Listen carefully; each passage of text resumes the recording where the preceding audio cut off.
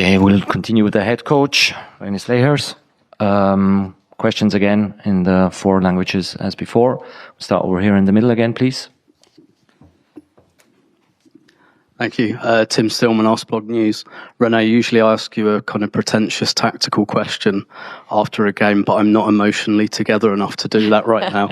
So I'm just going to ask, obviously you had a very solid game plan, but the players have to go out and execute it under a lot of pressure on a very hot day. Just how proud are you of the players for doing that today?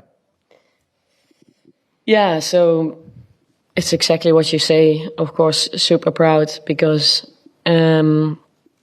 you can have all these ideas in your head and show video and animations and use your tactics board and all those things and do it in training. But then when the moment is actually there and you're going to play against an opponent that is so good, that has been so good for so long, that we haven't played against for many years, it's...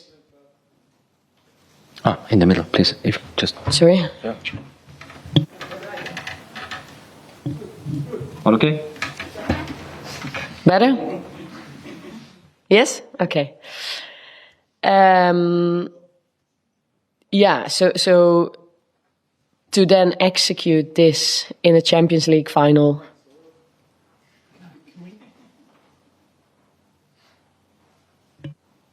Everything okay? Sorry.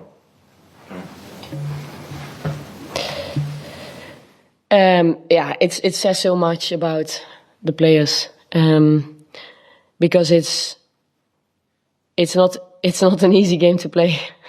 It's probably the hardest game we've played so far, and with all the quality that Barcelona has, with all their rotations and all their individual threats, there was so much to deal with today, and the players had to make decisions every single second on the pitch, and every step was going to make a difference, and every decision was going to make a difference.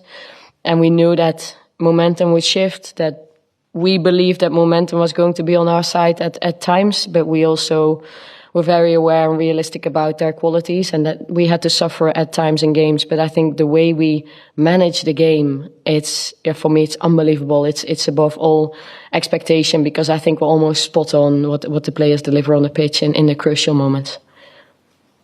Emma in the middle. Hi, Emma Sanders from BBC. Congratulations, Renee, an incredible achievement. I'd imagine this is hard for you to think back, but when you were assistant at the start of the season and, looking ahead to kind of where you would be in 9 months' time, I'd imagine you didn't think you would be leading the team out to win a Champions League. How do you reflect on just that unbelievably crazy journey that you as an individual have gone on over the last 9 months? It's been a fantastic time. There's so many things that have happened this season, and there's so many hard times we've gone through together as a team, and we've always fought back. And I think as a team, the belief it was growing every single day in the season. And I think there's a couple of crucial moments in the season for us that gave us the evidence of what we were capable of. But everyone who's been in the building every single day has seen that it has been growing every day because of the investment and the effort that the players have been putting in. Because there's been so much engagement, so much investment, so much belief and intensity in the way we train. So I'm so happy for everyone that everything we've been asking for and all the demands we've had and all the questions we've asked on the players, that they got the reward today. I think they're so worth it because they've worked extremely hard. And the funny or the positive thing about everything, of course, we're going to reflect and take all this in. But I think there's even more in this team. So that's almost the scary part of it, that we've achieved something enormous today. But there's even more to give in this team. So we're really going to celebrate tonight and enjoy the moment. And then there's some time off and there's Euros and other national team camps. And then we come back. And I'm so excited about more with this team. when you look at what Arsenal have built off the pitch in this fan culture, you know, seeing them all today in Lisbon, the sold out stadiums over the last few years, how much does it mean to you to now give them this on the pitch, and how much are you looking forward to celebrating with them on Monday as well? So much, because I was at the club in 2007, so I have a little bit of an idea of where the club comes from. And I had lunch with Vic Akers this week, and it was fantastic to see him and bring us perspective. And I think there's so many people that have been investing for such a long time, so I'm just a very small part of it. And there's so many people that have done much more across more time and had to be resilient in the background, wanting to push it forward. And thank you so much to all those people. And I'm happy that, because if you achieve something by yourself, that's great. But if you achieve something together, that's much greater. And together with the fans, they couldn't stop going now after the game, and it's such a special moment to share this with so many people. Good. Renee, Kit Shepherd from The Times. You touched on the future a little bit there once you've done all the celebrating. How do you use this victory and this title, I guess, as a springboard into the coming seasons to maybe win a WSL title or win a Champions League again? What can this victory do for the club in the long term? It means so much for, like I just said, for everyone who's built towards this across many years. But it also means so much for the future, because it motivates people, it motivates us. And again, I think it shows what we're capable of. And like I just said, there's even more in the group. But I think the strength of this team has been to be in the present, be in the here and now, and try to go and become better every single day. But of course, if you're part of Arsenal, then you go for trophies, and that's what the club wants, and that's what we want as well. Rachel.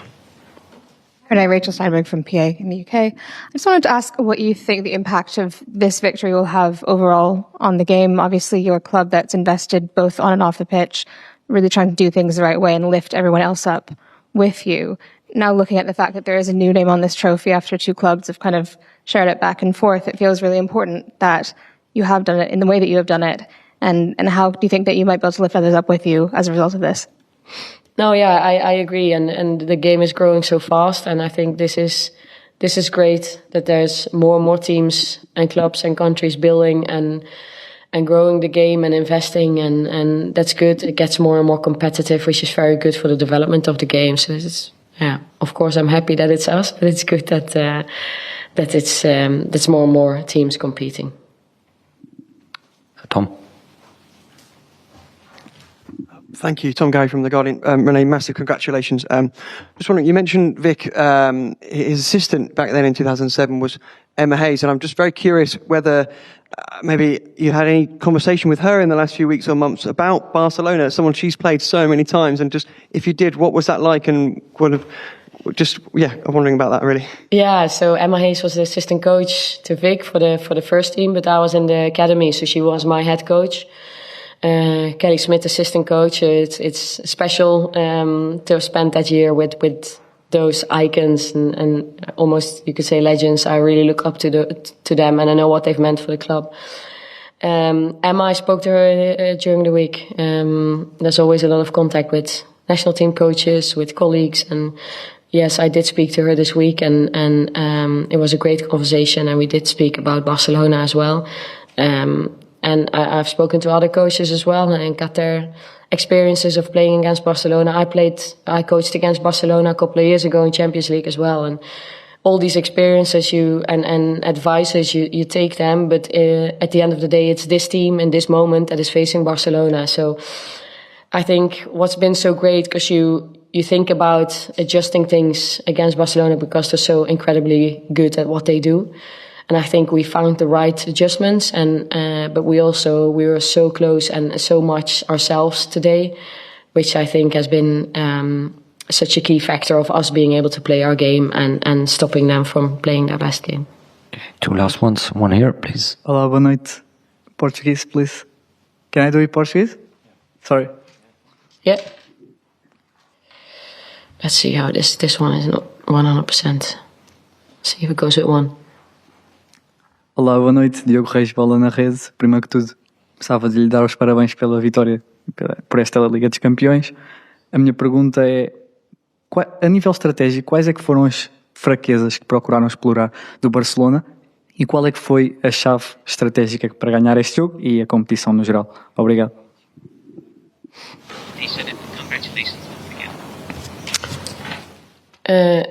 Thank you.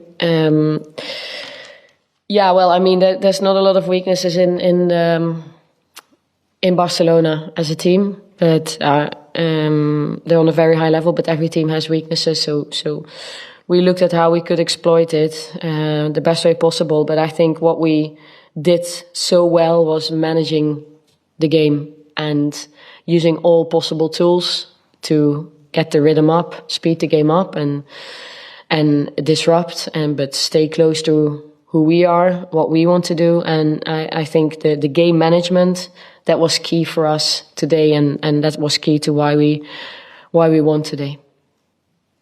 Okay, last one in the middle, please.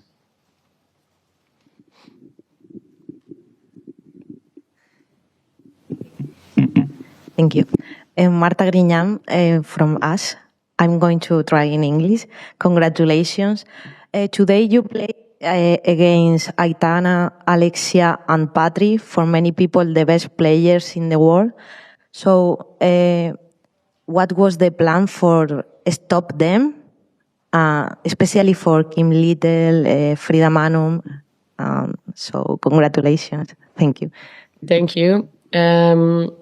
Yeah, we said beforehand they are the engine of their team, so they are in the middle of their team, and they are the conductors, the engine. So we wanted to stop them, and it's not only the three of them.